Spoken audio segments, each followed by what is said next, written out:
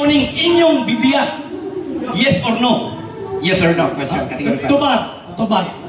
Kung kana gipagawas sa publication sa Santa Iglesia Katolika Apostolika Romana, kung gipagawas na sa Clarician, kung gipagawas na sa Thomas A. Nelson Publishing Company, yes, di na ko nasupakon. Pero kung gipagawas kanina sa Philippine Bible Society, di ko mudawat na. And at the same time, ang atong topic ang pag-implementar sa law of the Sabbath. Ano ko iligoy-ligoy?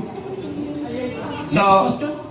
there is an answer, but there is also a qualification. Nakuha niyo mo? Okay. Okay, sige. Sunod pangutana. Sunod pangutana. Ingon ka, nangutana ka sugay na naabay mabasa 70 Adventist diya sa Biblia. Oo, imo mo yung pangutana gina kung siko ba implicitly. Pangutana, naabay mabasa sa Biblia, litra por litra diya sa Biblia na angay itubag. Na mabasa wala. Pareho ko. Misleading, Mr. Moderator. Iyahawan na, misleading. Iyahawan na nga tawag inyong katungod kay siya man ang ni-prove na Biblia lang ang gamito. Makutanong na kung litra po litra mabasa. Kaya ang imong gi-prove, ikaw ang affirmative, ang imong gamiton, Biblia lang. Asa pa din kung mangutana na alag-alag na yung mangutana po na mong mabasa. Clarification moderator, clarification. Objection moderator, clarification. Clarification.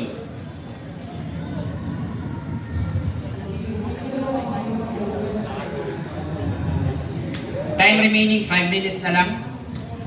So, Clarification to moderator. okay, clarification. Matod niya ginagibalik-balik nga. Kung naabay mabasa sa Biblia, 70 Adventist, karon na ang may pangutana siya. Naabag itulo sa Biblia nga kailangan yung litra po litra kay para tinuod. Naawala, paliw ko pakitubag. Misleading. Nga. Misleading, Mr. Moderator. Bakit niya misleading? Ano man, wala man sa po ang burden proof. Ang ako naasa ko ang burden. So you are telling me of that you karibatan. are in objection to the question? Yeah. Okay. Ang question is misleading eh.